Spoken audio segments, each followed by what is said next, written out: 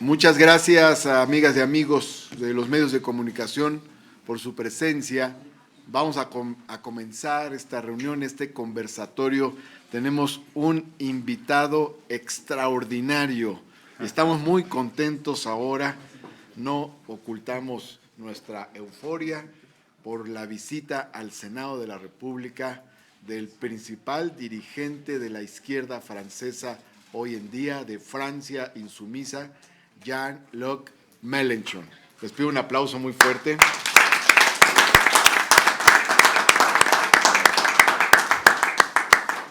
En este conversatorio nos acompañan varias senadoras y senadores.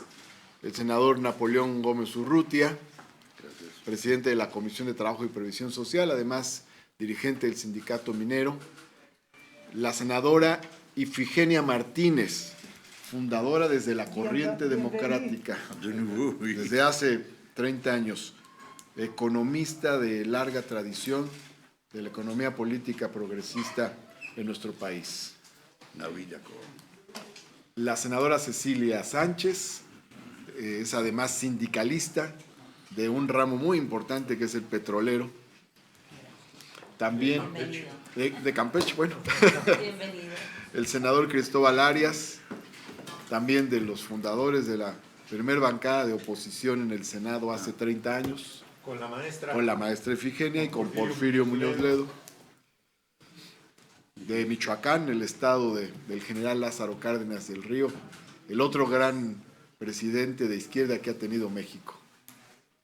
El senador Rubén Rocha Moya, que fue rector de la Universidad Autónoma de Sinaloa, es el presidente de la Comisión de Educación del Senado.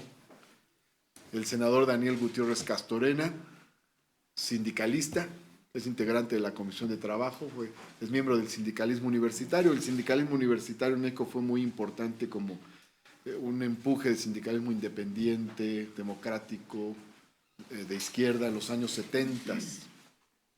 La senadora Marcela Mora es de las más jóvenes senadoras y es presidenta de la Comisión de Bienestar y Desarrollo Social de la Cámara de Senadores. La senadora Berta Carabeo, de este lado, también es de la izquierda académica de la Universidad de Chihuahua y es la presidenta de la Comisión de Asuntos Fronterizos y Migratorios, o sea que tiene mucho trabajo hoy en día. El senador José Luis Pech, fue ya candidato de Morena al gobierno de Quintana Roo en los primeros años de Morena y ya tiene una experiencia en la administración pública amplia. Fue rector, es académico y es miembro de la mesa directiva del Senado de la República. La senadora Rocío Adriana Abreu Artiñano es senadora de Campeche, también presidenta de la Comisión Jurisdiccional y también está en el tema de petrolero. Y bueno, nos acompaña también mi esposa Daniela, que está de vacaciones y entonces dijo, por supuesto que voy a la reunión con Mélenchon. Estas son sus vacaciones. Así ocupa sus vacaciones, en parte por mi culpa. Y queremos agradecer mucho la presencia de Jean-Luc Mélenchon. Llegan a México, si no muchas noticias abundantes, sí las suficientes para saber del papel que está jugando. El dirigente de izquierda de toda su vida, en alguna parte también militante del Partido Socialista francés, pero ahora dirigente de Francia insumisa. Hemos visto también, cada quien tendrá su juicio, sin embargo, hemos visto cómo la socialdemocracia europea empezó en una etapa muy complicada, un fuerte desdibujamiento, la falta de posiciones firmes, claras, contundentes, llevaron a la derrota de diversos gobiernos socialistas, socialdemócratas o de izquierda en Europa y a un notable achicamiento, una notable reducción. Y han surgido nuevos movimientos en Europa, con destinos muy distintos, pero así como es conocido el fenómeno de Podemos en España, existe también el de Francia insumisa. Y desde acá estos movimientos los vemos siempre con simpatía y con esperanza. Recordamos que hace unos 3 años estuvo en Francia el hoy presidente Andrés Manuel López Obrador, cuando apenas iniciaba Morena, estaba en sus primeros pasos y no se sabía tampoco qué iba a pasar en nuestro país, y tuvo un encuentro allá en Francia con Jean-Luc Mélenchon. Juan Lucas. Esas traducciones luego no son tan exactas. Entonces, ahora que ha estado aquí en la Ciudad de México, tuve oportunidad de platicar con él. Nos reunimos en un cafecito en Coyoacán y platicamos ampliamente y lo invité al Senado. No está el Senado en sesiones actualmente. Hemos terminado hace ya unas semanas las sesiones extraordinarias. La última sesión extraordinaria ocurrió el 2 de julio. De acuerdo. Aunque el receso comienza en mayo, junio, julio, agosto. En mayo tuvimos un periodo extraordinario, en junio tuvimos otro periodo extraordinario y todavía tuvimos unas sesiones adicionales 1 y 2 de julio. Y ahorita está el receso que de 4 meses prácticamente se redujo a 2. Pero hay senadoras y senadores haciendo actividades aquí en la Cámara de Senadores. Parlamento Viejo. Este es el primer Senado de mayoría de izquierda en la historia de México. Cuando hace 30 años el movimiento que encabezó Cuauhtémoc Cárdenas surgió, hubo 4 senadores, Ifigenia Martínez y Cristóbal Arias entre ellos, también Roberto Robles Garnica, que en paz descanse, y Porfirio Muñoz Ledo. Fueron los primeros 4 senadores de oposición. Eran 4 entre 64, todavía eran 64. 60 del otro lado. Eran 4 frente a 60. Y hoy, en el Senado, en este Senado de la República, por primera vez en la historia hay una mayoría de izquierda. Eso es, digamos, un elemento histórico distintivo, lo cual nos coloca ante un privilegio histórico. No creemos en los privilegios económicos, pero sí disfrutamos el privilegio histórico de formar parte de la primera mayoría de izquierda en el Senado de la República. Y por eso nos parece muy importante intercambiar puntos de vista. ¿Cómo va la izquierda francesa? ¿Qué estamos haciendo por acá también? ¿Cuál es el horizonte? Y cómo buscamos alentar las luchas por la paz, por la recuperación económica, la polarización social, platicamos el otro día, se ha dado en todo el mundo, ha aumentado la pobreza extrema y ha aumentado la concentración de la riqueza del otro lado, en el otro polo.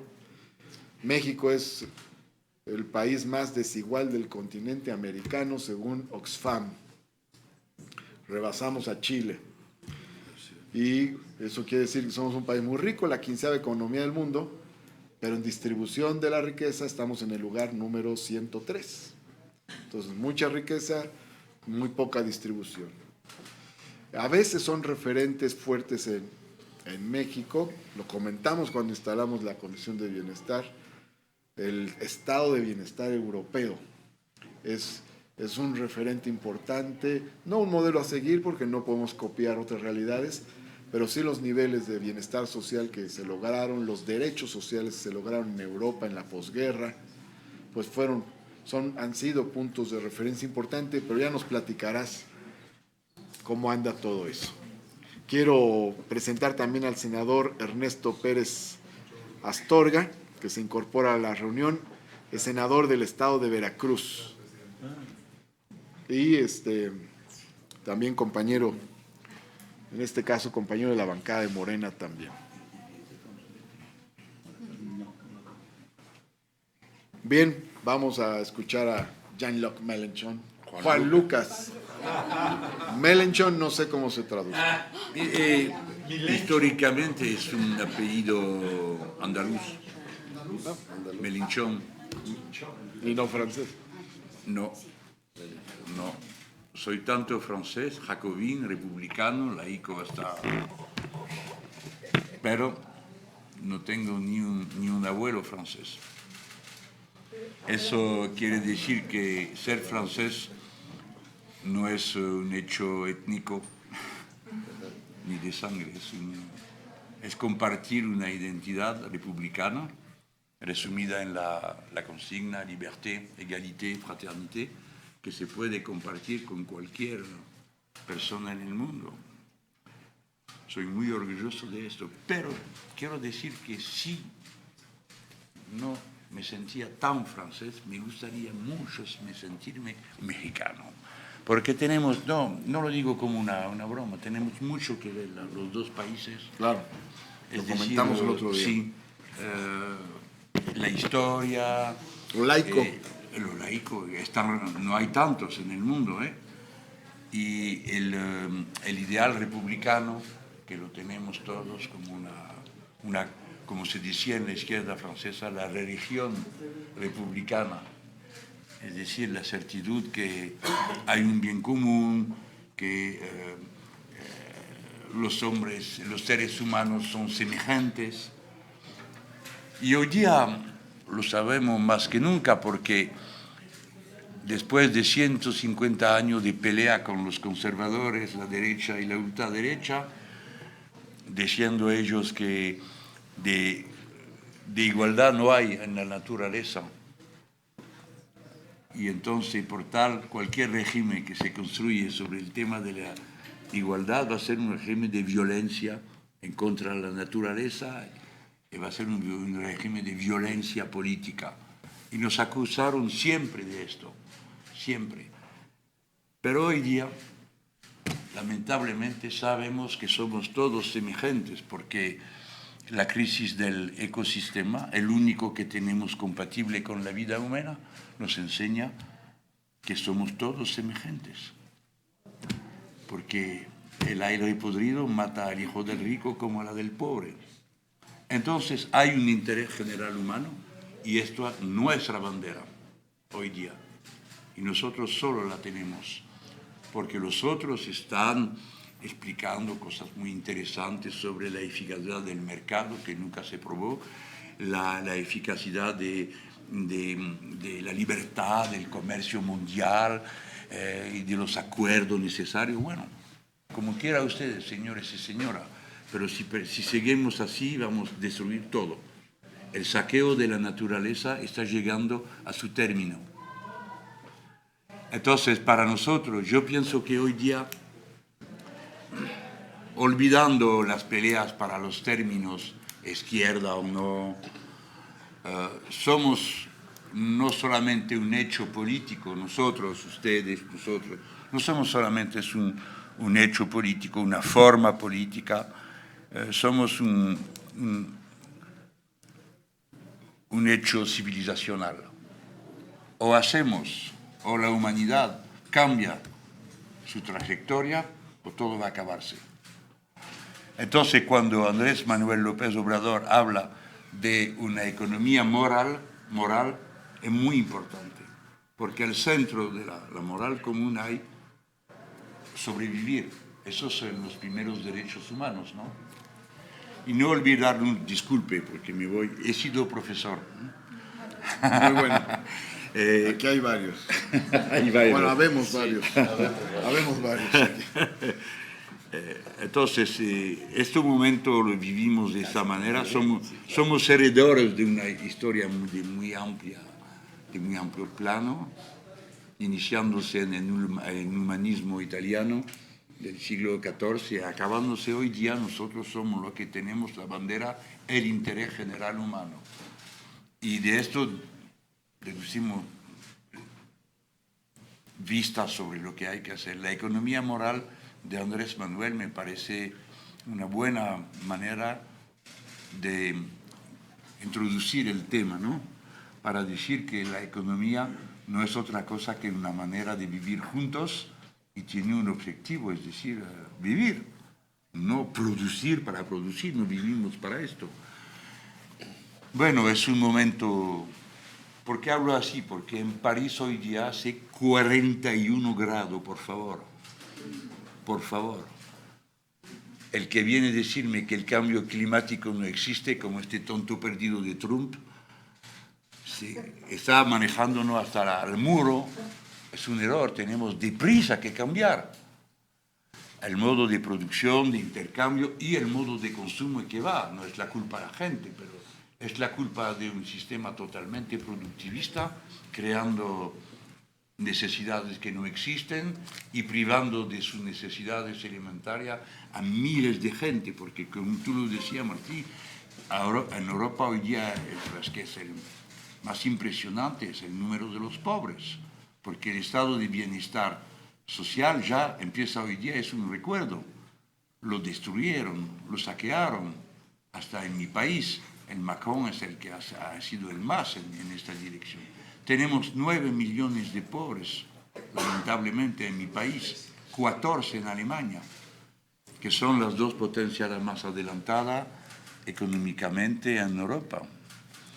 Entonces vemos como somos a un momento clave de la historia y en este momento surge el caso, entre comillas, mexicano. Una cosa increíble, visto en ninguna otra parte del mundo. Un proceso de revolución ciudadana pasa por su primera etapa, la que los argentinos llamaban que se vayan todos, y fue una etapa electoral, es eso el más admirable, totalmente pacífica, sin una gota de sangre, sin un grito, echaron a todos. Y surgió Andrés Manuel en un triunfo que tiene que notarse, no solamente porque es un triunfo, pero ¿qué significa? Que un tan gran país como México, una población tan numerosa, en un día echa a todos y cambia todo el sistema de la representación política. Yo creo que es un hecho mayor en el momento, un hecho mayor, no solamente mexicano, porque cuando hablo con los mexicanos me parece que no entiende bien lo que están haciendo, que es una cosa totalmente nueva. Y esto con 3.000 kilómetros de frontera con el imperio. Va a ser un momento... Lo siente caliente, el Trump. Bien. Eso es por esto que, bueno, venía acá porque soy invitado a compartir con ustedes varias tareas con el Instituto de Educación Política y tantas otras cosas que hemos hecho. Pero yo vengo a aprender, mirar, examinar, comprender, porque tengo que decir también que lo que ocurrió en México confirmó las tesis de la era del pueblo y de la revolución ciudadana, que son las mías. Yo hice un libro con este tema y estoy preparando hoy una formulación clara y me siento muy cerca de la manera de decir las cosas y sentirlas de Andrés Manuel. Pues que muy hábil. Y los gringos quieren que venga en su juego a ellos, a su juego a ellos, y él no.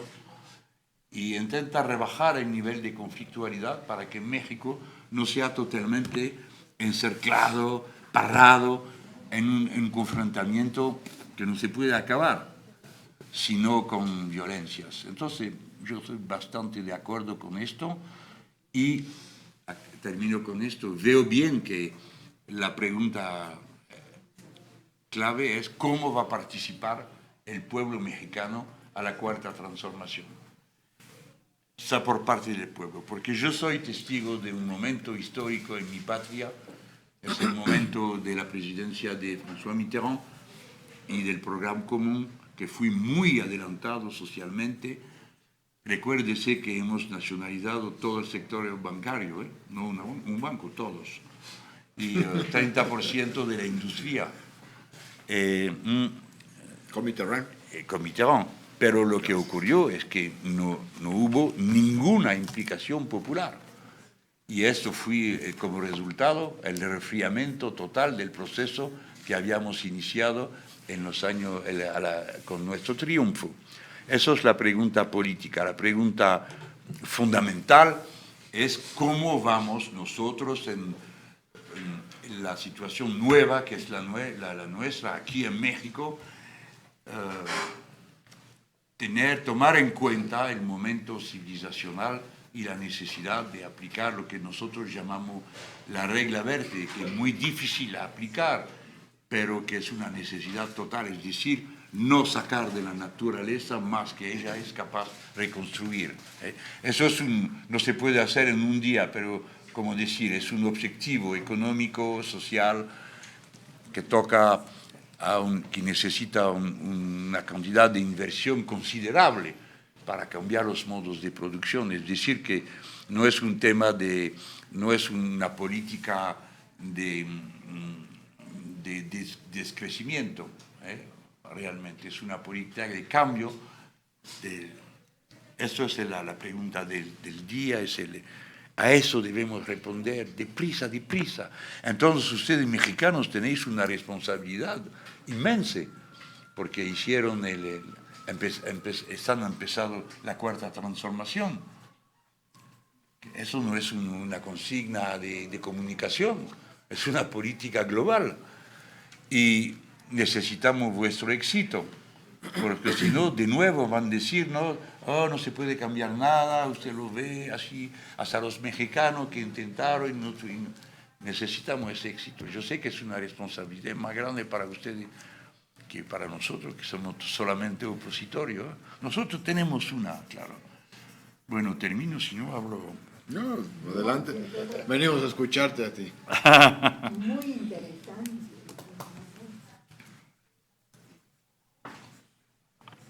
¿Comenzamos? Vamos a hacer preguntas. Sí, claro. A ver, vamos a estar. Bueno, está Napoleón, Pech, Marcela, Daniel, Cristóbal, la maestra Ifigenia, Rocío, Berta. ¿De acuerdo? Bien, ¿quieres pregunta, respuesta o todas juntas? No, je comprime. La quiera. Preguntas cortas. Preguntas cortas, seguida de respuesta. Yo creo que sí. Sí, perfecto. Vamos a preguntas cortas para que tengamos respuesta tras pregunta. Senador Napoleón Gómez Más que Urrutia. disertaciones, preguntas, ¿no? Para que podamos todos participar. Compañero Juan Lucas Melanchón, me gustó la traducción. Hay dos cosas muy importantes que estamos viviendo en México, que ya hiciste referencia a ellas, que es un cambio no de gobierno, es un cambio de sistema, es un cambio de régimen que no habíamos vivido en México durante 80 años, por lo menos, o quizá nunca. Y esto es muy importante porque esta transformación en la que todos estamos participando en el Congreso de la Unión, en la sociedad mexicana, en los diferentes sectores productivos del país, implica riesgos, pero implica también mucho esfuerzo y trabajo. Y creo que el presidente Andrés Manuel López Obrador ha encabezado con mucha valentía, con una visión patriota, este gran cambio que estamos llevando a cabo en México. Desde luego nos vemos que las fuerzas conservadoras de México, las fuerzas económicas más probablemente reaccionarias que ha habido en el país, siguen ahí observando, criticando y quizá hasta apostando a que esto va a ser un fracaso. Entonces, nosotros hemos intensificado todo lo que podemos en los diferentes sectores. A mí me corresponde mucho de la reestructuración del sector laboral. Tenemos una nueva Confederación Internacional de Trabajadores en México. Apenas hace 5 meses la constituimos. Y estamos tratando de cambiar todo el mundo del trabajo y adaptarlo a este cambio. Pero hay una cosa que quería yo preguntarte directamente para no ir ya más lejos. En función de tu experiencia, de tu vivencia, Nos preocupa mucho el crecimiento de las fuerzas de derecha, no solo en México, sino en Europa y en el mundo entero. Con nuestro vecino Estados Unidos, con Inglaterra y en Europa.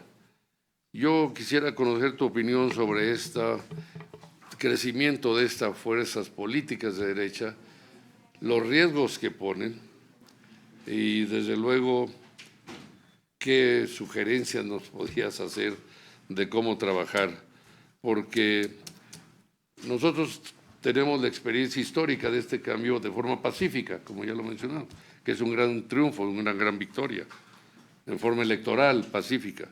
Pero creo que conocer un poco cómo están actuando en otros países la derecha nos va a dar elementos para también nosotros prepararnos mejor y cómo equilibrar, controlar y seguir a estas fuerzas y seguir avanzando nosotros hacia este cambio de gobierno, hacia un gobierno, un sistema que busca mayor justicia, mayor bienestar, mayor prosperidad para los mexicanos. Gracias.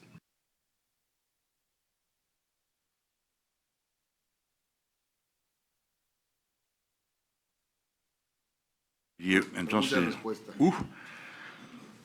bueno, el crecimiento de las fuerzas de derecha es una realidad en Europa.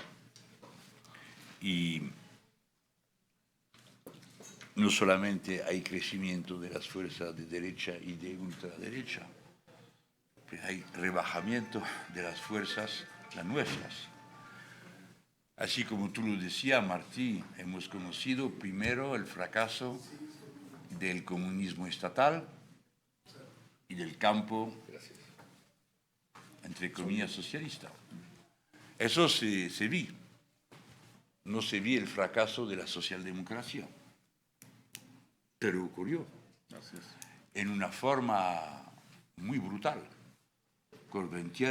convirtiéndose al liberalismo, y el neoliberalismo con una fuerza increíble. Fue casi más duro que Thatcher. Y después Schröder, de mismo, Papandreou, y cuántos. Y al final tenemos una imagen que resume esta nueva situación. Es el gobierno común en Alemania entre derecha y la derecha de derecha, y el Partido Socialdemócrata, que es el partido el más poderoso de la socialdemocracia europea. Entonces, es decir, que fuera de este círculo de gran coalición no existe nada, ni oposición ni nada. Entonces, hemos intentado reconstruir un espacio en cual seamos libres de luchar. Pero al inicio ese espacio no existía. Salió del modelo, si puedo decir así, salió de la forma del PT brasileño, es decir, varios grupos que constituyen un nuevo partido agrupándose. Eso lo hemos tenido en Europa, después con Izquierda Unida, Sinapismos, que fue después Syriza, y Die Linke en Alemania, y nosotros franceses los últimos, el Frente de Izquierda. Esta fórmula tampoco fui capaz de elevarse a un nivel suficiente. Por esto, dos movimientos se constituyeron, cambiando de métodos políticos, es decir, Podemos primero y nosotros, France Insoumise, segundo. Esos espacios hoy día somos en muy gran dificultad también. El bilan es el siguiente: no existe nada en Chequia, en Eslovaquia, en Hungría, en Polonia, en Austria, en Italia, muy poco, grupos valientes, y tenemos que dar homenaje a su valentía, pero muy pequeños y muy aislados en la sociedad. Y no es bastante unirse para convencer una mayoría de constituirse, es decir, juntando a los sectores los más pobres, a los sectores de los trabajadores y a la clase media, que es la clase clave. Un día te apoyo, mañana se va, y vuelve y va y viene, entonces destabiliza siempre el campo político. Esas son la realidad que vosotros han surmontado, nosotros no. Hemos empezado a hacerlo cuando hemos visto que sea mi campaña y su resultado es del 20% casi en la presidencial, o como Pablo a la primera legislativa, también al 20%. Pero este proceso hoy día ha sido muy golpeado por la desfianza que hay en nuestras bases, no en contra de nosotros, sino de todas las instituciones y de todo el modelo de representación política. Y la división entre medios populares y clase media pega fuerte, entera la dinámica que habíamos creado cada uno por nuestra parte. Entonces, nuestras dificultades son naturalmente en nosotros mismos, pero antes que todo en la sociedad. El modelo de sociedad que construyeron los neoliberales en Europa. Es por eso que el caso mexicano es tan interesante, porque sorpasó todas esas dificultades. Entonces, lo que te puedo decir, Napoleón, es que vamos luchando, explicando, y que se siente que hay, pasando en la sociedad, una forma de esperanza y también de violencia que está. Mire, en mi país se sucedieron con los chaquetes amarillos 32 semanas de movilización cada sábado, en una forma casi insurreccional muchísimas veces. Y esto, bueno, no se acabó realmente. No sé cómo describir. Hay un río en África, un río inmenso, es el tercer río, olvidé su nombre, acaba en un desierto. El agua desaparece, pero el río todavía está, cada día va al desierto y cada día persigue sobre la arena este río. Somos en este momento. Puede sacar, como siempre en Europa, y yo quiero dar una alerta, puede sacar el mejor o el peor. Somos tierra de 2 guerras mundiales. Esto no se puede olvidar. No se puede y no se debe olvidar. Los europeos son muy peligrosos para el resto del mundo, porque son también, hoy día son pueblos viejezando, entonces pueden parecer menos peligrosos, pero yo no creo esto. Creo que hay que vigilar, ser vigilantes siempre de lo que puede ocurrir. Mire, tenemos una crisis económica, somos la primera potencia del mundo y tenemos un crecimiento insignificante. Tenemos millones de pobres, tenemos división en cada uno de nuestros países, que sea sobre el tema social o el tema de los migrantes, que es alimentado siempre para la ultraderecha como si fuera un peligro mayor, que vamos todos a morir, no sé qué. No olvide que esos son capaces de hacerlo cuando tenemos el más gran cementerio del mundo, con el mar Mediterráneo, en el cual murieron 35.000 personas desde 10 años y hoy día, cada día se ahogan 6 personas. Se ahogan. ¿Sí? Se ahogan 6 personas por día. Eso lo tenemos. Y tenemos también problemas de frontera. Eso es la cosa la más desconocida, pero lo tenemos, la tenemos. Si algunos sectores quieren ser independientes, como lo piden los catalanes, como lo piden los escoceses, como on dit, los escoceses, o el problema que tenemos con la frontera en Irlanda, o los problemas que no se ve, pero que existen entre Polonia y Ucrania, Hungría y Ucrania.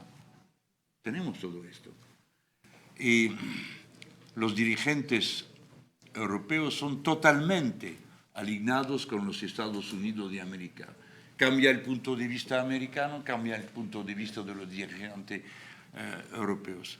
Así, están todos de acuerdo hoy día para decir que el nuevo sueño europeo, la nueva identidad, es construir una Europa de la defensa, por favor.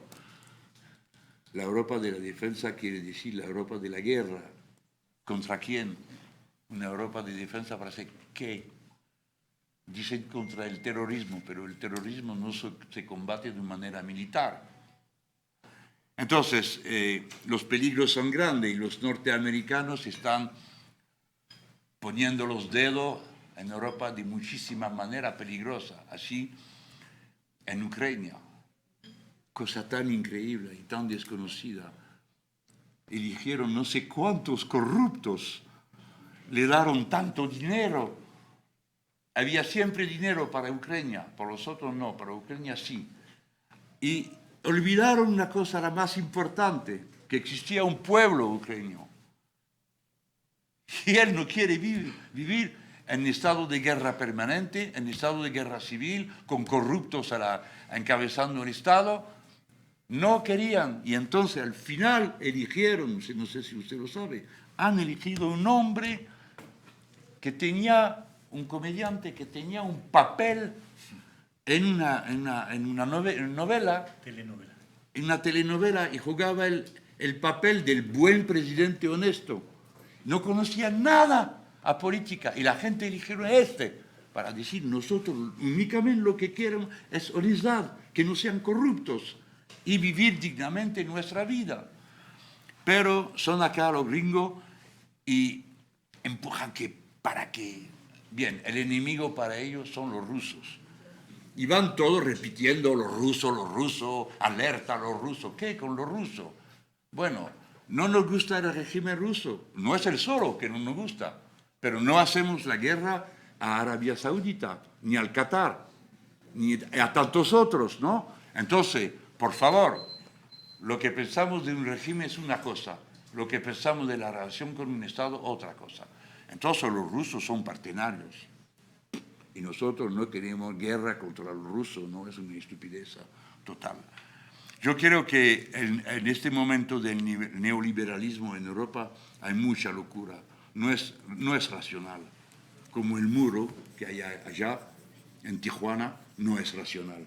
Y no es racional cómo nos comportemos en el tema de los migrantes, porque lo que, antes que todo, como lo decía Andrés Manuel, es más importante que la gente pueda quedarse a casa y vivir donde viven y no ser obligada a exiliarse, porque el exilio es una sufranza total. ¿Y quién hace salir a la gente? Nosotros mismos, los potentes de Europa, nosotros que imponemos régimen de intercambio económico que ruina a los campesinos, que ruina la agricultura, y después la gente se van del campo a la ciudad donde hay tanta gente y salen para migrar. Y hoy día lo que salen son los más educados. Entonces, un segundo saqueo de estos países, porque estamos robando el mejor de la inteligencia, de la educación de estos países. Bueno, lo digo con pasión porque lo siento de mismo. No es un comportamiento racional. Es muy simple para Europa organizar que estos países sean capaces de desarrollarse. Muy simple. Bueno, hoy día pagamos para que los turcos los paran, los libianos los paran y vuelve que hay un nuevo mercado de la esclavitud. En Libia hoy día, eso se resulta el más famoso del neoliberalismo, el retorno de la esclavitud. Disculpe, es un poco largo, ¿no? Era corta mi pregunta. Sigue el senador Pech. José Luis Pech, adelante. Bienvenido, señor Melenchón, aquí a nuestro país.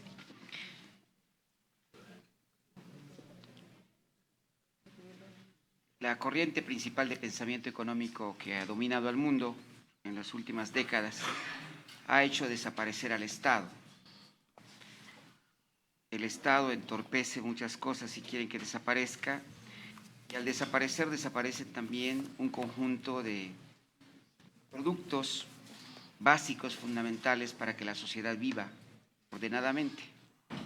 Quieren privatizar casi todo.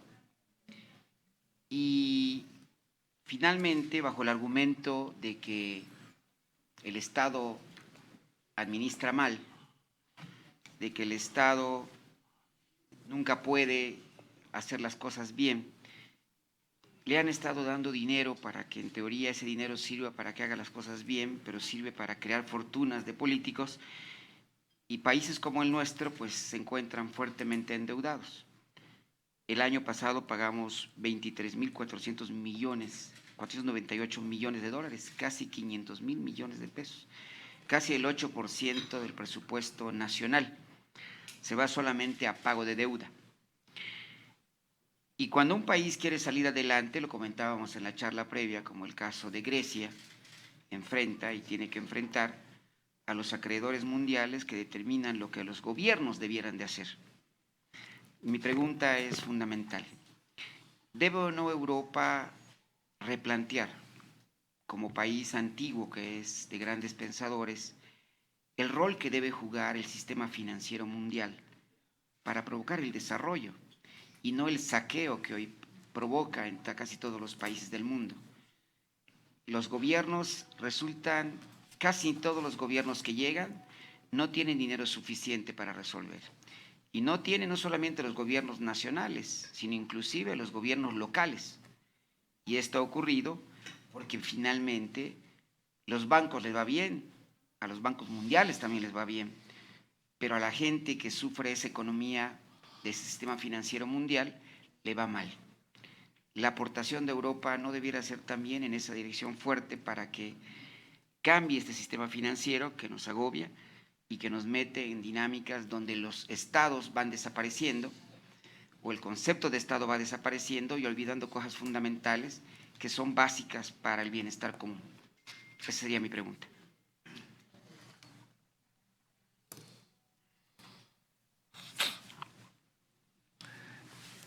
El tema de la deuda es muy importante hoy día. Antes que todo, quiero notar que muchos se preocupan de la deuda pública, pero no se preocupan de la deuda privada, que es más elevada. Y al final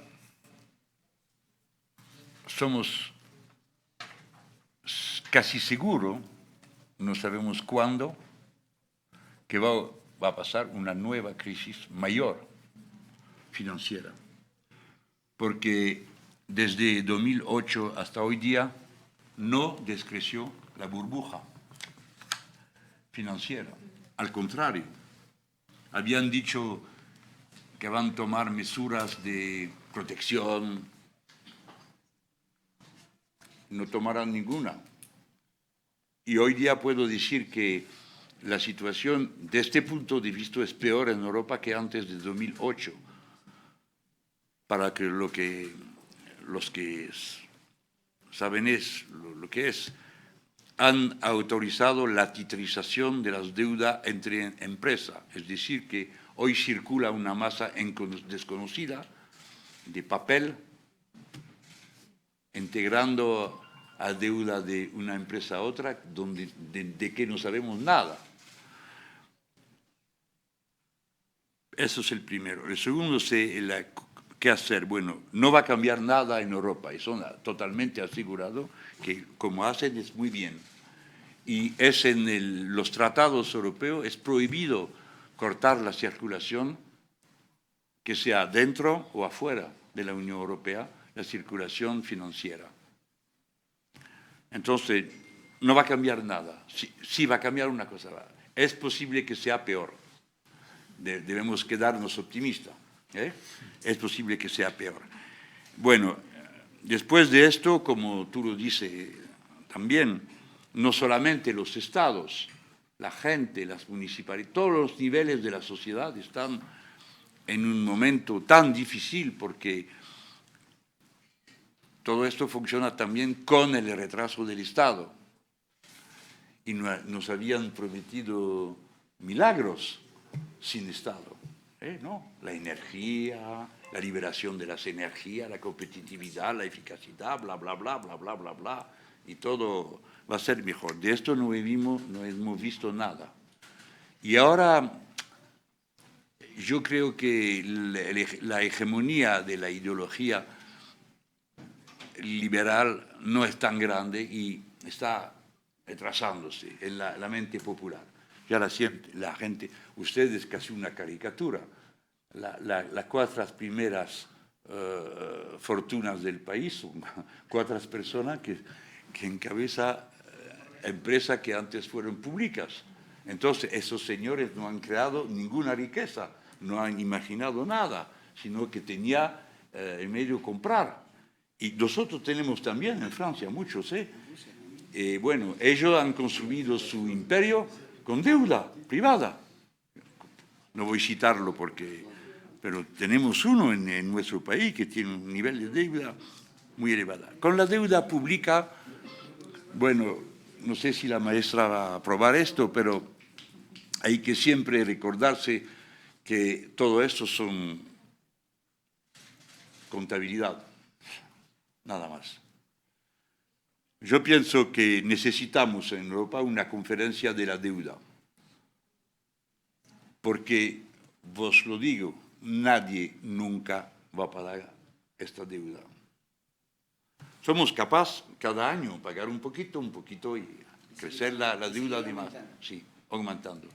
Pero pararla, regresarla, no, nadie es capaz.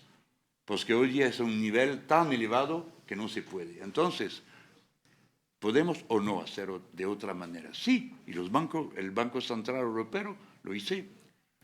Dio cada mes 85 millones de euros gratis, sin contrapartida, a los bancos privados. Al inicio intentó dar condiciones, exigir contrapartida. Los bancos privados no se movían. Entonces, hasta un día un periodista preguntó al señor Draghi, diciendo, ¿usted conoce el dinero helicóptero? El dinero helicóptero es un chiste de Keynes, diciendo, si tú no sabes qué hacer para relanzar la economía, vaya con un helicóptero y echa el dinero, así, porque la gente va a tomarlo y deprisa van a comprar algo. Claro, y eso te mueve de nuevo. Y Draghi, sin cambiar de cara, dice, nosotros no renunciamos a nada. ¡Pum! Yo estoy muy contento de esto, pero no soy contento del hecho que al final, hoy día, por ejemplo, comprando los títulos de deuda de los estados a los bancos privados, porque los tratados europeos prohíben comprar directamente a los estados, entonces el 18% de la deuda francesa, del Estado francés, está en el Banco Central Europeo. Es una locura, ¿no? Yo pienso que el mejor sería que el Banco Central compra la totalidad de la deuda y la pone al frío. Veremos un día, se lo llama deuda eternal o lo que quiera, pero no podemos pagarla, es imposible. No podemos explicar a la juventud, a la nueva generación, mira, el proyecto sublime, inmenso que tenemos por los 100 años que vienen es pagar la deuda.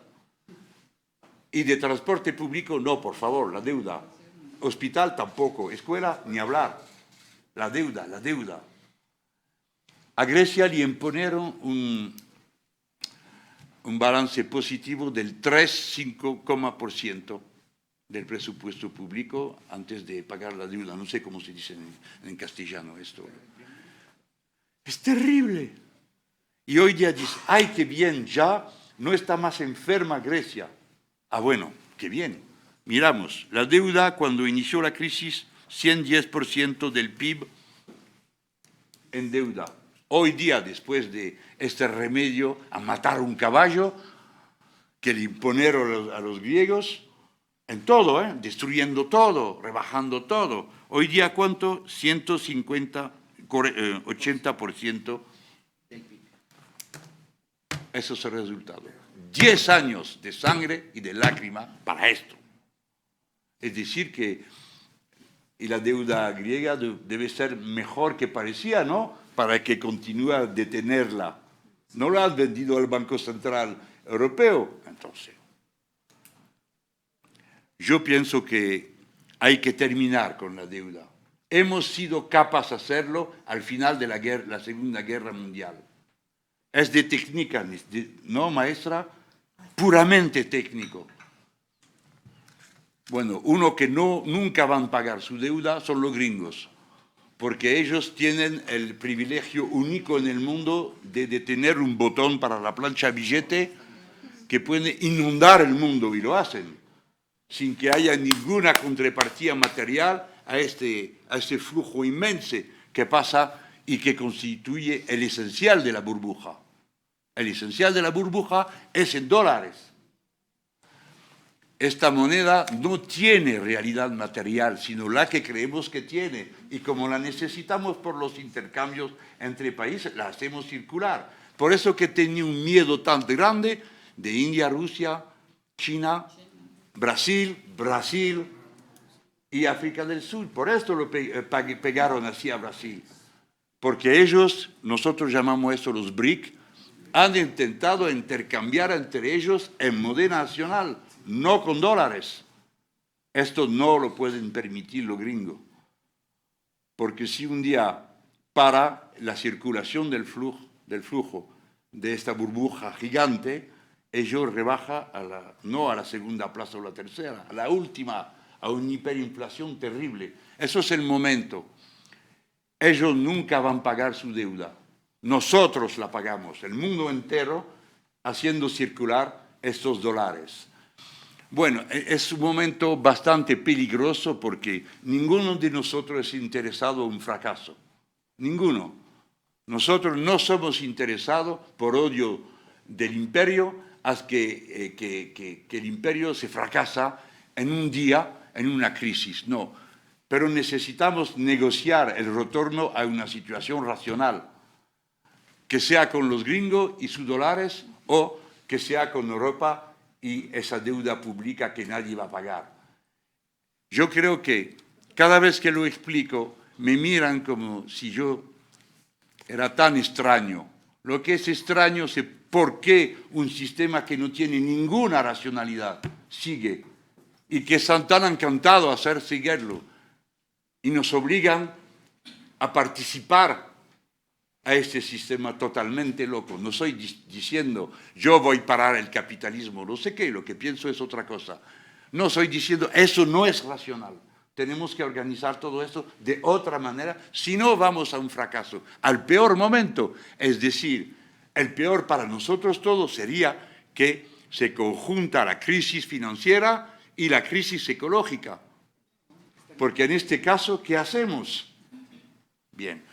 No quiero asustar a todo el mundo y pintar todo en negro, pero me parece que la responsabilidad de un responsable político es confrontarse a la realidad, no a los sueños ideológicos de estos locos que hay allá y que manejan el mundo en tal dirección. Ya es mi respuesta. Bien, yo tengo apoyo aquí, ¿eh? Tienes tus fans. Marcela, adelante. Muy bien. Señor Juan Lucas, sea usted bienvenido. Tengo muchísimas cosas que preguntarle, pero me voy a permitir contarle una anécdota muy rápida. Cuando llega André Breton a México, aquí a la Ciudad de México, André Breton me va a ayudar. Llega aquí a un barrio que se llama Santa María la Ribera, que está muy cerca de aquí del Senado. Y llega con un carpintero y le pide una mesita para su sala, una mesa pequeña, y le dice, ¿cómo la quiere?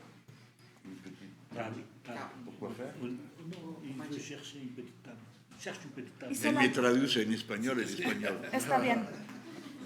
Trataré de ser concreta. La mesa la dibuja con 3 patas. Y el carpintero mexicano le dice, necesito un mes para hacer la mesa. Y a André Breton le parece excesivo, es demasiado tiempo. Bueno, es lo que necesito para hacerla. Llega el mes y todavía le pide una semana más y él se siente consternado porque dice, ¿cómo es posible? Cuando llega a recoger su mesa, que ya está lista, la mesa en realidad tiene 3 patas. Quand tu viendras chercher ta table, quoi? Il a trois pieds, la table. 3 patas, se sostiene sobre 3 patas y es idéntica al dibujo que hace André Breton. Y así es como bautiza a México el país más surrealista del mundo. Por aquello de que usted señalaba que tenemos a las 3 personas más ricas en nuestro país, son mexicanos. por aquello que usted señalaba, que somos una caricatura. Somos un país muy surrealista. Para esa parte, pero también lo podemos pensar como oportunidad, como la posibilidad de tener un gobierno más cercano, donde en realidad primero sean los pobres. Primero porque los pobres no son sustentables, y espero que se entienda desde dónde lo estoy diciendo. No hay pobreza sustentable. No hay posibilidad de que las personas pobres ayuden al cambio climático. La pobreza no es sustentable. Pero yo tengo una pregunta muy concreta a partir de una cosa que señala en uno de sus escritos. Y dice, en 1789, el rey pide quien esté de acuerdo con el derecho de veto se siente a la derecha. Y quien no, quien piense que es un error, a la izquierda. Y usted dice, así estamos en el mercado, con la idea del mercado, del libre mercado. Quien está de acuerdo con que debe ser el libre mercado el que está por encima de los estados, o el que no está de acuerdo.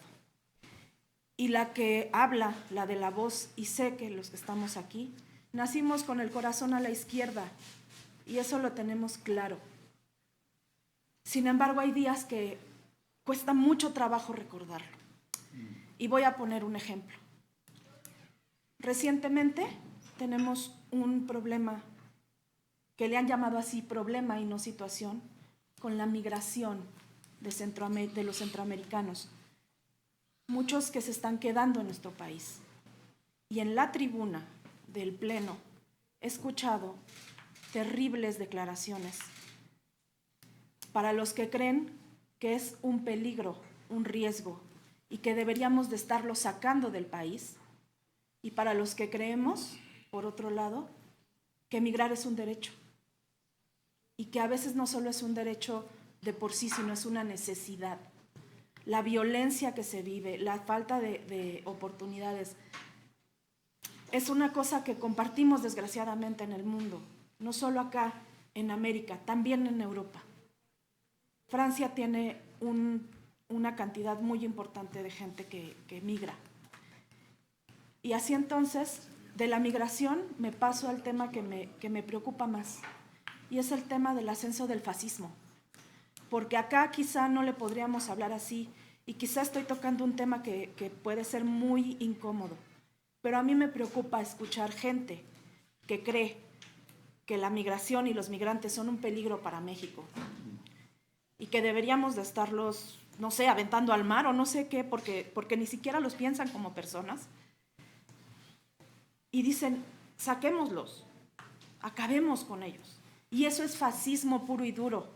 A mi entender, quizás soy muy exagerada, pero ¿cuál es la opinión que usted tiene y cuáles serían las vías de pensamiento primero, las vías argumentativas para poder hacer entender de otra forma a aquellos que siguen pensando que la migración es un peligro, que los migrantes no son sino delincuentes? Eso me parece muy peligroso, porque para mí es fascismo. Y me perdona, discúlpeme, senadora, a la presidenta de la comisión de asuntos fronterizos, porque yo sé que es su tema, pero de verdad a mí me preocupa mucho ver las declaraciones de algunos compañeros en el Pleno. Ahí me quedo. Muy bien. Si quieren, juntamos. Sí. ¿Sí? Con Berta. Está relacionado el tema, ¿no? La toma de palabra. A sugerencia de nuestro invitado. Adelante, Berta. Sí.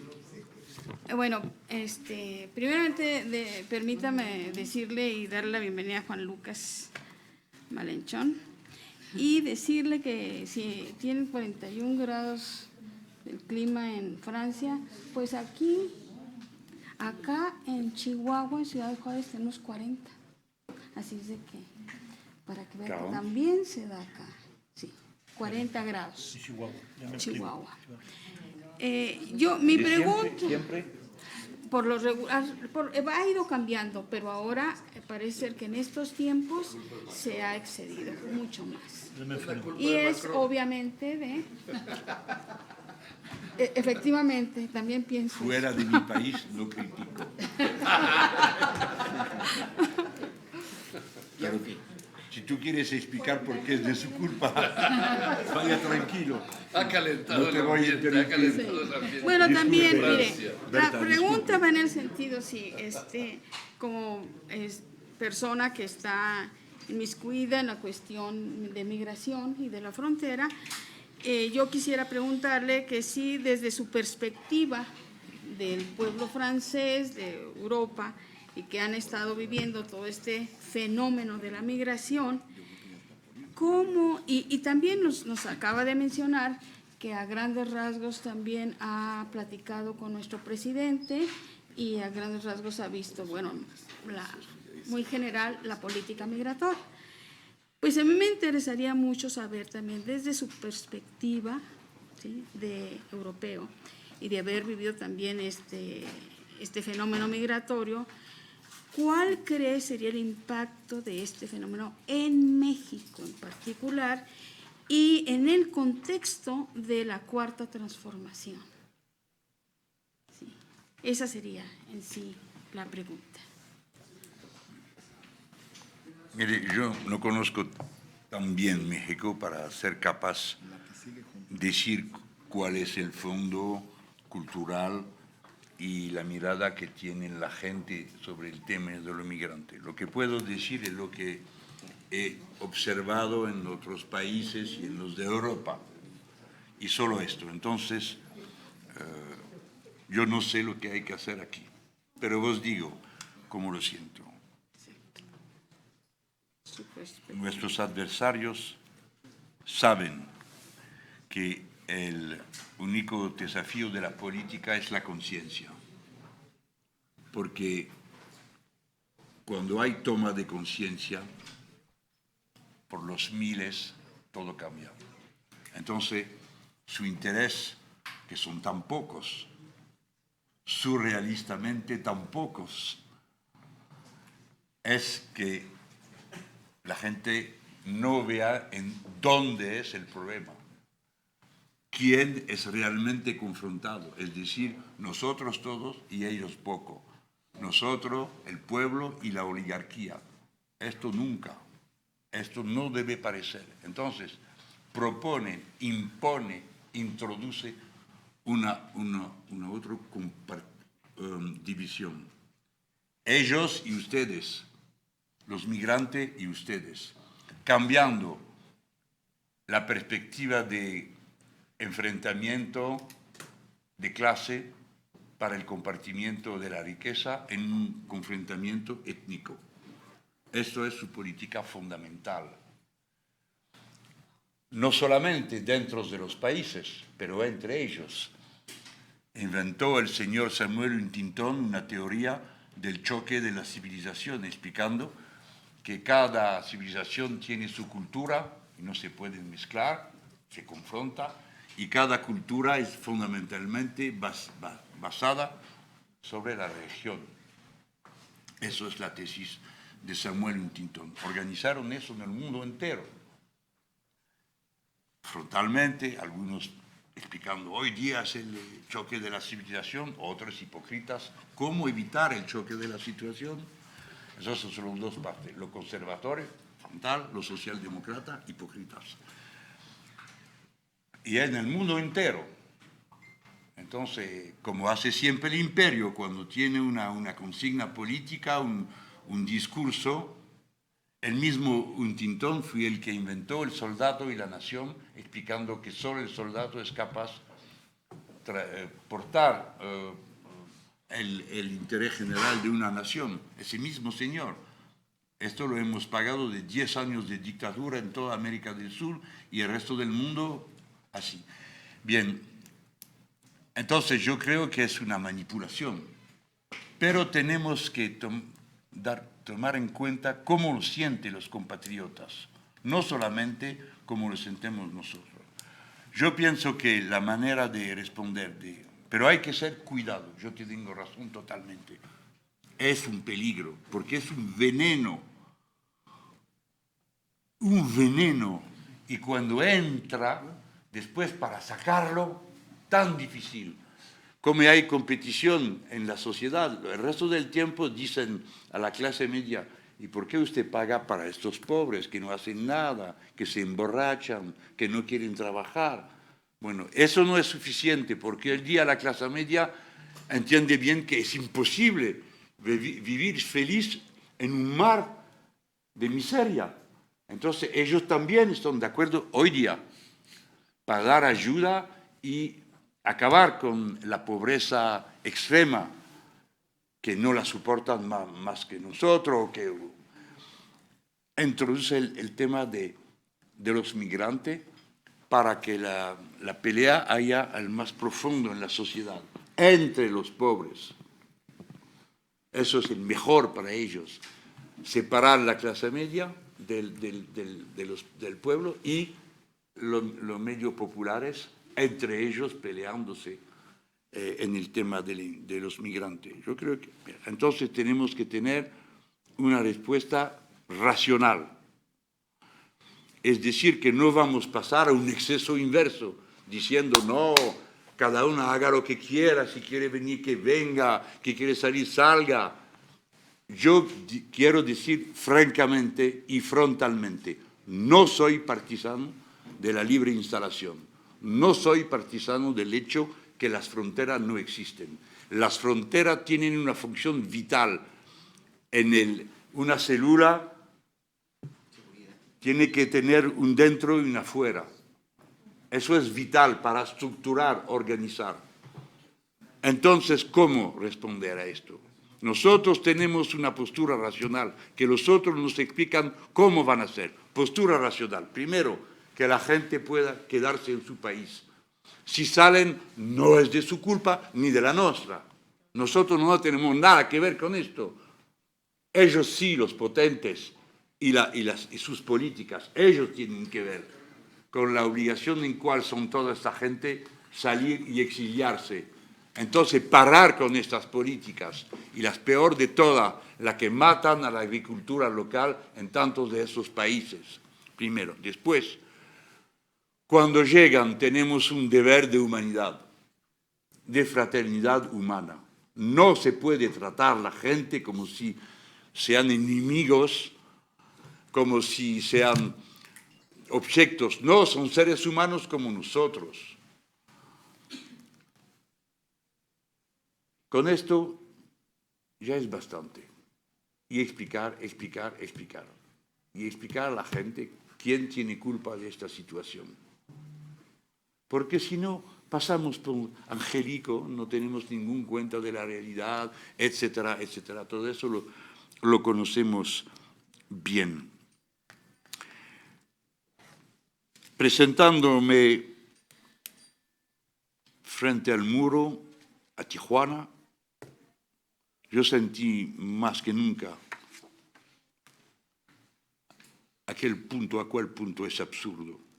Yo veía a la gente tranquila pasando en el túnel legal y los otros, y fui hasta la playa a ver el muro entrando en el agua.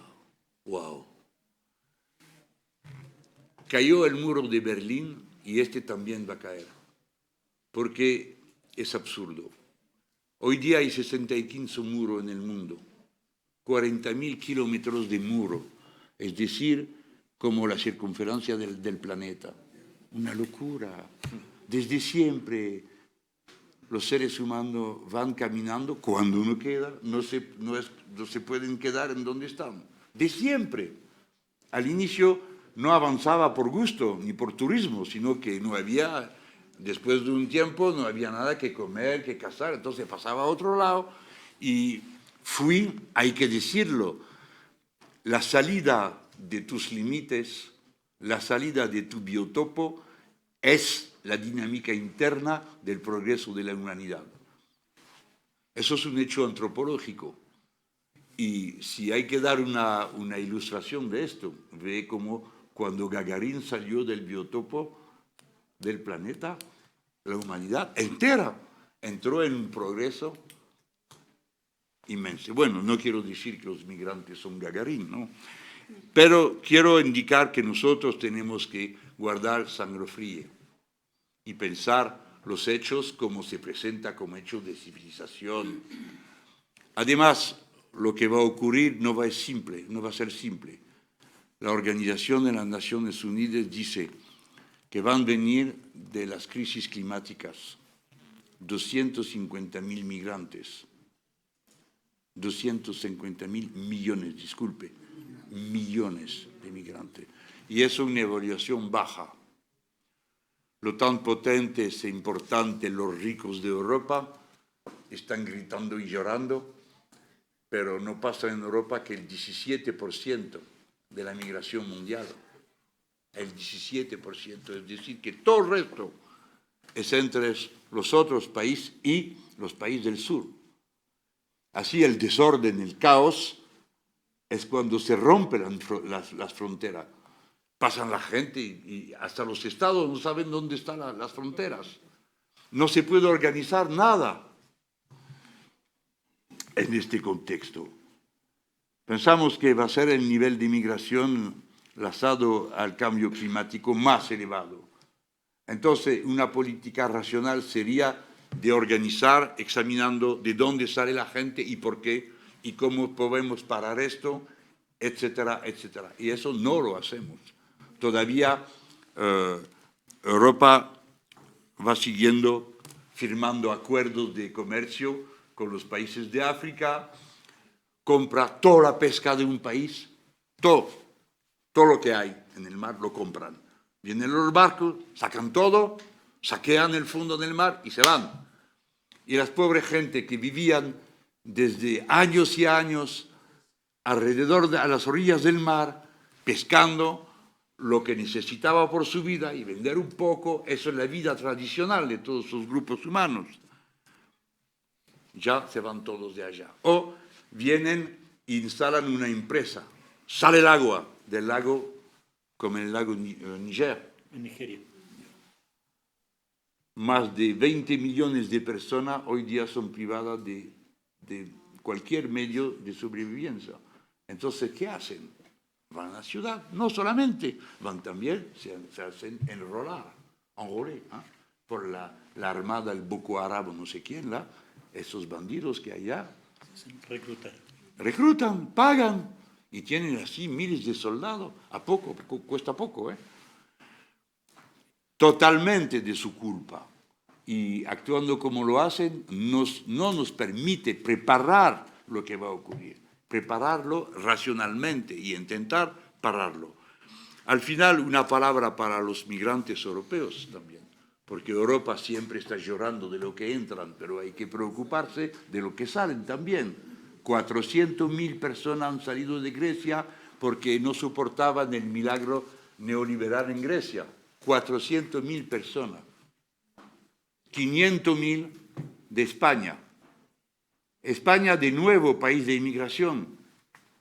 Y antes que todo, el exilio es una sofrenza. Cuando se van tus hijos, tú no los ves más.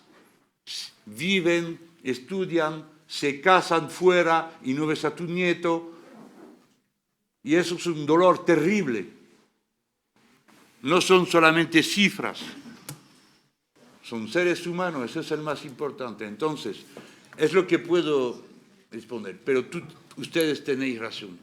Preocúpese de esto, no del hecho. Yo sé que ustedes son capaces de manejarlo de manera perfecta, pero de lo que siente la gente. Explicar de dónde viene todo esto.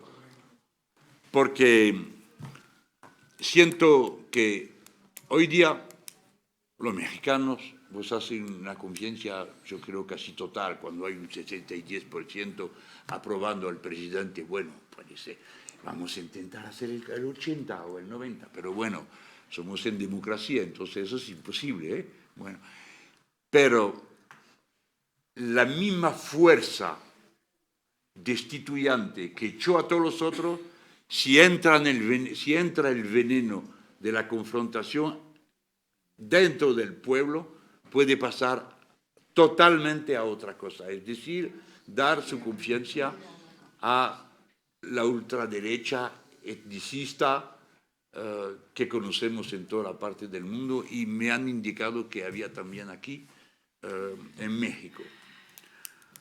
Bien, hay que trabajar. Les proponemos lo siguiente. Vamos a escuchar a los 4 que faltan de una vez. Está Daniel, Cristóbal, la maestra Efigenia y Rocío. Y ya nos vamos con la última respuesta. Último bloque. Adelante, Daniel. Sí, muchas gracias. Por la explicación que nos ha planteado, entendemos que el problema es mundial. O sea, no es un problema de México, ni de Honduras, ni de Brasil. Es una política que establece, y con nosotros desde hace 30 años, el neoliberalismo como concepción económica en el mundo, y en ese sentido, pues nosotros vimos en este país cómo se fue construyendo una estructura jurídica y política que conformó un nudo gordiano en donde se mezcló lo privado con lo público. Nosotros aquí en el Senado nos estamos enfrentando tratando de romper ese nudo gordiano y cambiar las políticas que han originado todos los males, porque la migración no es más que consecuencia del establecimiento del neoliberalismo a nivel mundial. Honduras tuvo un golpe de Estado y a raíz del golpe de Estado la gente está saliendo. ¿Por qué? Porque aplicaron el neoliberalismo en Honduras. Las condiciones de vida de la población hondureña pues se vinieron abajo. Entonces aquí obviamente que tenemos, como esto es un fenómeno mundial, tenemos un gran desafío. Primero, entender lo que significa la hegemonía del capital financiero internacional que nos está imponiendo estas políticas a todos los pueblos en el mundo, a todos los estados. Pero nosotros ahorita estamos en el dilema de plantear una alternativa. Y obviamente ha sido una alternativa muy racional, una propuesta muy pacifista, una propuesta que no confronte, pero hasta dónde la hegemonía del capital financiero internacional nos va a permitir avanzar por este camino de romper con todas las contradicciones, la ecología, la migración, y poder plantear precisamente una alternativa distinta a lo que están enfrentando los europeos mismos, que están luchando, como nosotros ahora los mexicanos. Estamos enfrentando esa realidad del neoliberalismo mundial. Entonces, ante esos desafíos, ¿qué posibilidad realmente tenemos de que salgamos adelante ante esa situación tan terrible que también es global y es mundial, ¿no? Esa es mi pregunta en concreto. Muchas gracias, Daniel. Cristóbal. Muchas gracias. Bienvenido, y celebro la iniciativa de nuestro presidente de la mesa directiva, Martí Batres, de convocarnos a esta importante reunión con usted, que es un político con una gran trayectoria, experimentado, que conoce nuestra realidad y además muy simpático en su expresión. Yo quisiera hacer un comentario y una pregunta. Ajá. Y habla mejor español que algunos de nosotros.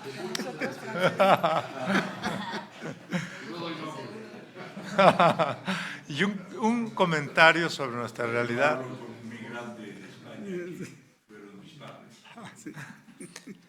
Un comentario sobre lo que creo que son nuestros problemas principales, un problema que tiene causas multifactoriales, pero que creo que para mí es el número 1, que tiene que ver con el alto grado de inseguridad y de terrible barbarie de violencia criminal en el país. Ese es un reto que tiene que enfrentar este gobierno de la Cuarta Transformación, apoyado por nosotros. Lo heredamos. Segundo punto que heredamos, una brutal concentración de la riqueza que ha provocado una terrible pobreza y desesperanza que ha llevado a millones de mexicanos a la extrema pobreza, que algunos lo que aspiran es a ser pobres. y es terrible que se aspire a ser pobre, pero es una posibilidad frente a la extrema pobreza. Ser pobre es otra categoría dentro de la terrible pobreza. Y yo le preguntaría a usted un balance breve sobre el presente y futuro de los resultados de la Unión Europea en materia económica y social y los retos de la izquierda que usted dignamente representa en su país. Muchas gracias. Maestra Ifigenia Martínez, por favor, maestra. Primero que nada, bienvenido a nuestro país. Da gusto escuchar a una persona como usted que está inconforme con cómo marchan las cosas a nivel mundial. Yo quisiera hacer una pregunta de relación precisamente con el poder financiero. Perdón, maestra, Sí, si puede repetir. Ay, sí, con mucho gusto. Para que quede Sí, constancia. eran dos cuestiones. Una, bienvenida, y segundo, una pregunta sobre qué relación hay con el conocimiento material que ahorita estamos viendo de las distintas fuerzas que mueven este mundo y con el sector financiero, con la acción ya de los estados. Aparentemente no es suficiente, esa es una de las preguntas.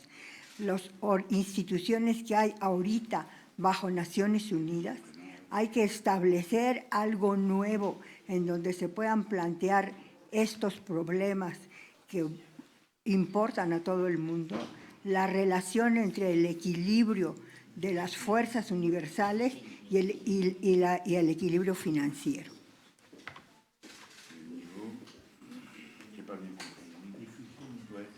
Fuerzas materiales. La pregunta es si existe una institución de nivel universal que vea estos desequilibrios posibles. Sí, de acuerdo. Sí, el desequilibrio entre lo social y lo financiero, a nivel universal. Rocío, finalmente. Muchas gracias, presidente. Primero, agradecer la invitación. Y segundo, bienvenido a este país, amigo que es México. Y yo quisiera dos preguntas en particular. Primero que nada, me gustaría saber su punto de vista como un parlamentario, pero sobre todo como un compañero europeo, de cómo se mira al gobierno mexicano. Porque hemos platicado sobre el fenómeno del presidente, la elección, pero sí nos gustaría saber cómo nos miran al gobierno mexicano. Quisiera yo saber su punto de vista sobre las políticas sociales, que son, gracias, qué lindo, políticas sociales, que son políticas que sabemos que estamos rompiendo esquemas y paradigmas y estamos haciendo una nueva distribución de los recursos en una nueva dinámica para poder sacar al país adelante. Su punto de vista en materia económico, que vamos ligados porque hoy en día la economía es global, no podemos divorciarnos de la economía de México, de Centroamérica, de Europa, cuando al final de cuentas tenemos intereses tan claros, y usted puso el caso sobre materia de hidrocarburos, sobre todo en materia de gas, que esto tuvo mucho que ver, el problema de Estados Unidos, el tema de los ductos, el tema de Rusia, el tema de ISIS y todo lo que ha habido en materia de extracción, y el tema de Emiratos, cuando simplemente no se respeta la extracción de los volúmenes de petróleos y de gas y esas controversias que han habido, que al final de cuentas nos han golpeado a ustedes directamente en tema de migración y en tema de recursos, pero a nosotros en el tema de la caída del petróleo y de producción, como ha sido en México. Y tocó usted un tema muy interesante que sí yo quisiera retomar, que es la polarización de la economía, cada día más pobres, cada día más ricos, y la clase media que somos todos luchando para poder sobrevivir y subsistir en un método que cada vez es más disparejo. ¿Cuál es su punto de vista sobre esta problemática? Porque no deja de ser distinta en México, en Estados Unidos, en Europa. Simplemente aumentan los millones de pobres que desgraciadamente se van registrando en estos números. Y de nueva cuenta, bienvenido y muchas gracias por la invitación, compañero Martí. Gracias, Rocío, por venir. Gracias, compañeras, compañeros. Vamos entonces a escuchar una hora o dos reflexión final. o más. Gracias. Ifigenia y tú también, Rocío. El Milán y conocemos, yo no tengo nada que aprenderle a ustedes sobre el estado del mundo. Enseñar. Nosotros enseñar a usted cualquier cosa, pero como unos de vosotros soy, me pido dónde apoyarme. Où m'appuyer. ¿Cómo apoyarme? ¿Desde dónde hablar? Porque no somos sin nada, tenemos punto de apoyo. Y no son sueños, son reales. Hemos mucho combatido para tenerlos. Pienso a la Sociedad de las Naciones, después de la Primera Guerra, y la ONU que tenemos hoy día. Para nosotros la ONU debe ser un punto de apoyo muy importante. Es la única, tiene innumerables cosas que no nos gustan la ONU, pero existe. Y es la comunidad de las naciones, es la única real comunidad internacional, porque ellos siempre dicen la comunidad internacional, llamando, otra vez se llama los aliados, cuando hacen guerra en Irak, una guerra tan inteligente, que hoy día es un jaleo inmenso, que nadie sabe cómo vamos a salir de esto. Recuérdese, la guerra de Irak, el secretario general de la ONU dijo, no es una guerra legal por la ONU, porque nunca votó la ONU esto. Y fue un tema muy fuerte, porque Saddam Hussein había invadido su vecino. Bien, tenemos esto. Y en la ONU se hace, primero, la ONU. Entonces, eso dice que ni el G7 ni el G20 son estructuras legítimas. Ni a 7 ni a 20 van a mandar al mundo entero. Eso es importante. La G7 lo inventó un francés, Giscard d'Estaing. Una forma de club de FIFI muy a nivel mundial. Al inicio y después como un mando que no sirve de nada, sino afirmar, aquí vamos, nosotros somos los ricos, los potentes y nosotros decidimos. Cuando no hay nadie, oh, zut, nada, en el comunicado queda esto, la imagen de la potencia. Decidieron después del 2008 que ya con los paraísos fiscales, ya basta. Hicieron una lista. ¿Y qué pasó? Nada. Porque este paraíso son los suyos, no los nuestros. Bien, la ONU es un punto de apoyo. Tenemos que reformarla, pedir de reformarla, y yo pienso que es importante que Andrés Manuel encabeza una batalla al nivel mundial para que la ONU recupere su plata. Porque yo pienso que es una forma de lucha que él la tiene en él, porque es una forma que une, que federa. Y nosotros también por eso. Mire, la ONU salen muchísimas cosas interesantes. Cuando la compañera ecuatoriana y el amigo de África del Sur iniciaron, y hasta que se lo decide la Asamblea General, iniciaron un cuadro legal para obligar a las empresas multinacionales a respetar un marco internacional, legal, respecto a los derechos sociales y Derechos del medio ambiente. Ambientales, gracias. Eso es una idea estupendísima. Primera reunión, los gringos dicen, bueno, esto muy bien, pero usted, señora, no. Como presidenta, nosotros no queremos. O usted sale o nosotros. Y ella dice, yo soy electa por 15 países, por favor, señor, usted no decida. Ellos se fueron. Es decir, que así son los gringos en toda parte, en todos los sectores, pero tenemos la fuerza de todos los otros, la tenemos la ONU. Se reúnen no sé cuántas veces. Los argentinos han de mismo creado un marco para cómo van a pagarse las deudas soberanas, etcétera, etcétera. Muchos puntos de apoyo.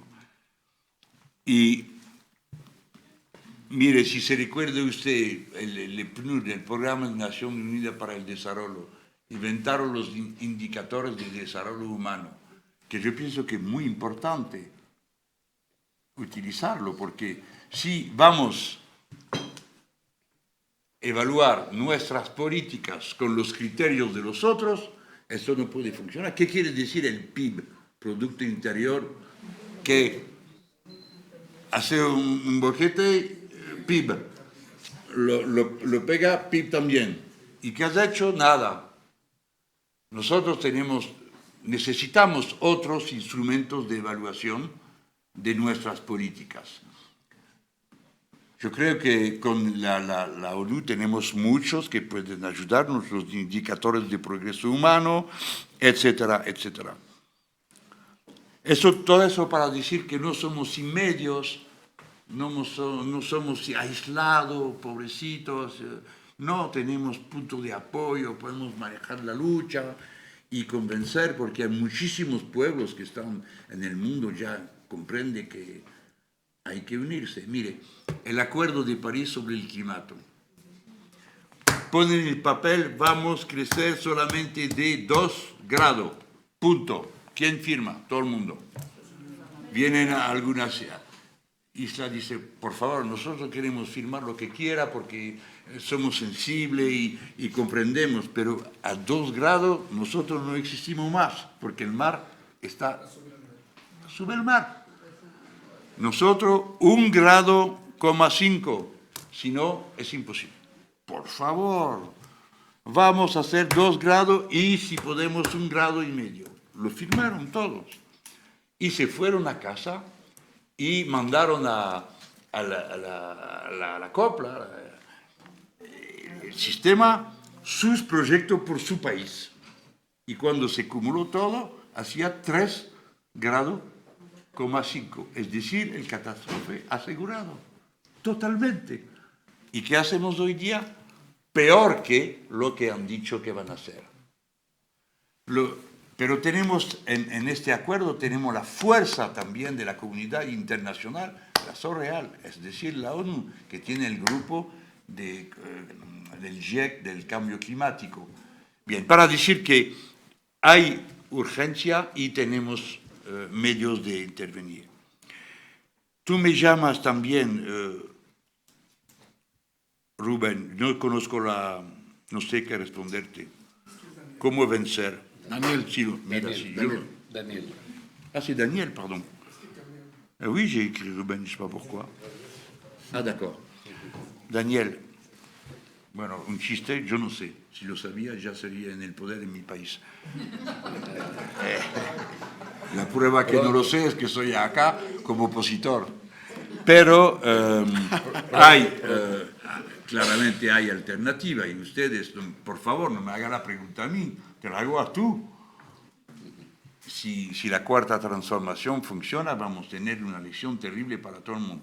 Pero si tú permites, yo quiero decir que una buena política de reducción de la pobreza y la ultrapobreza es necesaria, antes que todo, claramente. Pero tenemos también que preguntar qué es vivir, qué es una riqueza.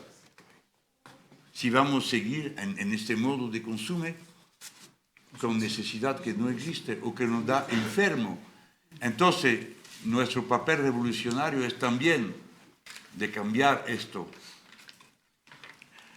Si podemos, con la violencia, claramente, que sea Daniel o Cristóbal, las sociedades no pueden aceptar la violencia. Eso es el inicio del funcionamiento de cualquier comunidad humana, que pare la violencia, porque con la parada de la violencia empieza la capacidad de vivir con sus hijos, desarrollarse. Entonces, no es el problema central. Yo te tengo razón, tú tienes razón. Y la gente debe sentir que nosotros no tenemos ningún gusto ni tolerancia por la violencia.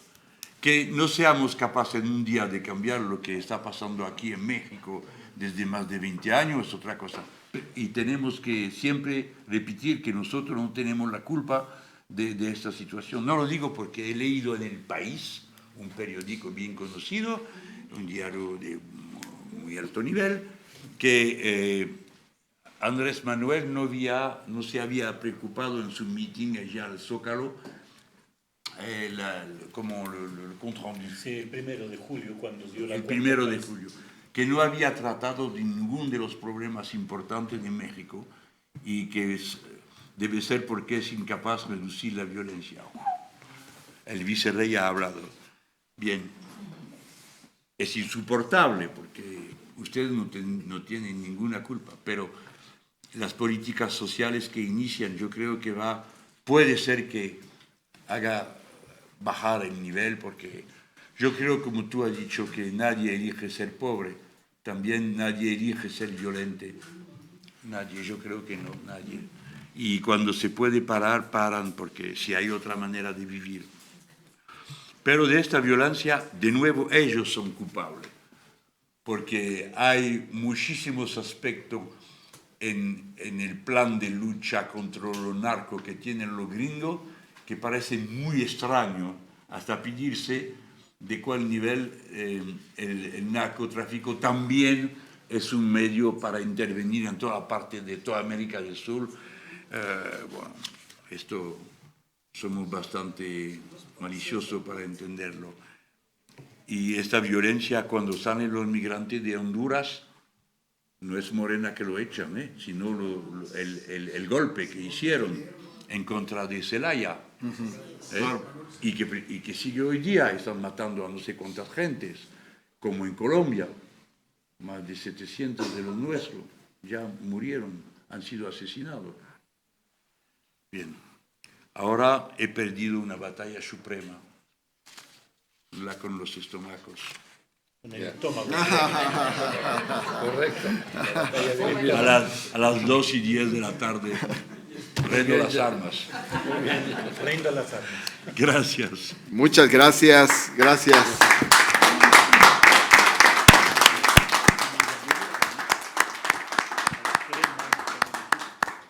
Gracias a Jean-Luc Juan Lucas, por favor, Martín. Mélenchon.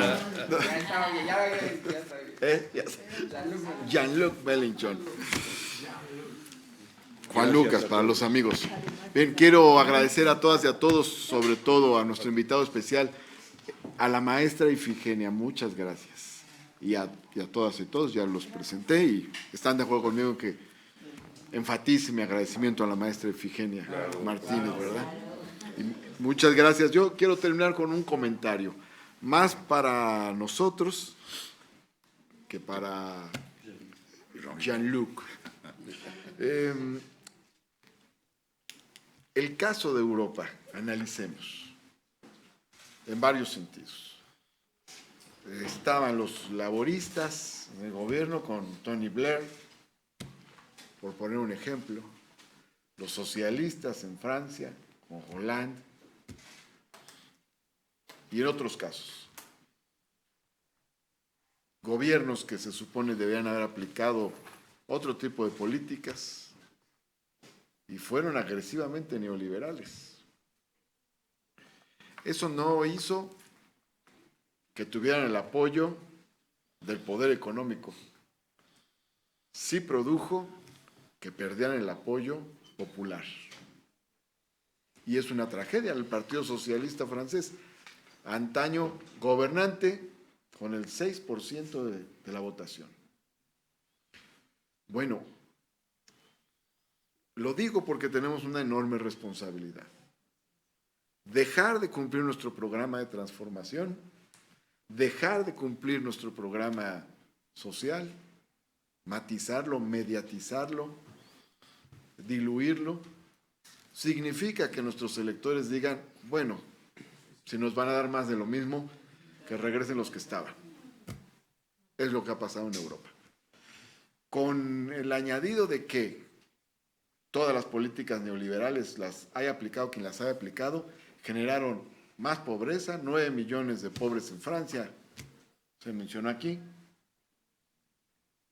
y no por eso se recuperó necesariamente la izquierda. Y sí creció la derecha y hasta la ultraderecha. Mi conclusión, creo que no hay mejor estrategia que ser consecuentes con los principios que profesamos y cumplir el programa que ofrecimos. Eso va a tener dificultades, sí, obstáculos, sí, pero eso es lo mejor. Siempre será lo mejor, ser consecuente, ser congruente y cumplir lo que ofrecimos a la sociedad. Lo digo a propósito del caso europeo. Platicando el otro día con Jean-Luc y con otros amigos de otros lugares de Europa, se ha comentado dos cosas me han llamado la atención. Uno, la caída de las izquierdas europeas, estrepitosa en muchos lugares de Europa. Y por otro lado, la mirada de muchos en el gobierno mexicano y en el caso mexicano.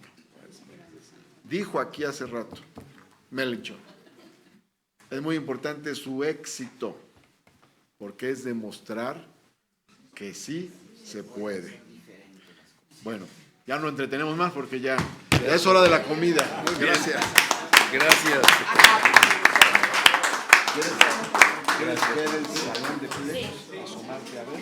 Sí, a verlo, sí, me gustaría. Vamos a asomarnos al salón.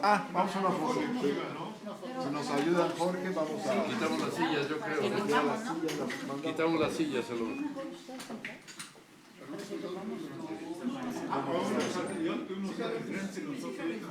Mira, atrás, mejor, más práctico, mejor quédense sentados. ¿Cómo están? Jean-Luc, vente aquí, nos sentamos para que podamos quedar. ¿Quieres? Y aquí. Sí. Sentado. Muy bien.